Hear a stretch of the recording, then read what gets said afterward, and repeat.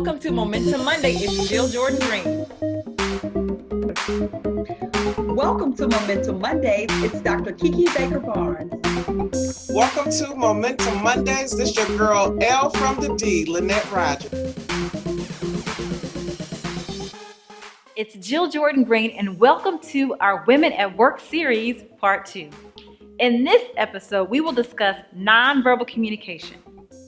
The way we communicate dictates how people see us, how they treat us, and how they even do business with us. Nonverbal communication is as important as verbal. As a matter of fact, the majority of communication is spoken non-verbally. Did you know that 70% of communication is body language?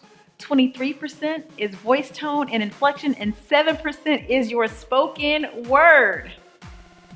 The goal is to have your nonverbal message match your verbal message. Today, we're going to give you 4 tips on how to master your nonverbal communication. Number 1, avoid submissive body language. Yes, body language is a very important part of communication, and it's important to avoid certain stances or gestures or poses that may convey weaknesses. For example, crossing your legs while standing. This can come across as apologetic, namely for maybe occupying too much space. Instead, stand with your feet shoulder width apart and your back straight. This displays ownership of your space and confidence. Number 2, avoid too many head tilts. Head tilting is a signal that someone is listening, engaged, involved, and is particularly a feminine gesture.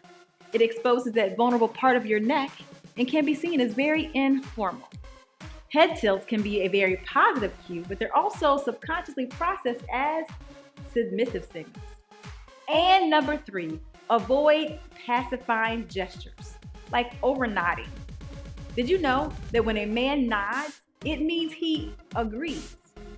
However, when a woman nods, it means she's listening, or maybe she's empathizing with the speaker, or she's encouraging the speaker to continue. Constant head nodding can express encouragement and engagement, but not authority and power. Another gesture would be rubbing your hands.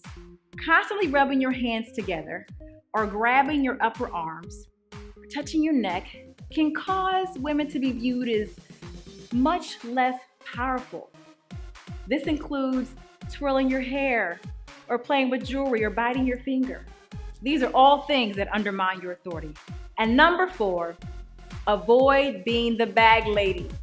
Studies have shown that people who carry more than one item, like a purse and a briefcase and a coat and a jacket, are perceived to be less organized and more forgetful. So before you go into that big meeting or event, be sure to consolidate your bags. Leave extra things in the car or give your coat to the receptionist. If you want to hear more details about the nonverbal communication tips, make sure you join the cast live on Facebook at Momentum Mondays Live.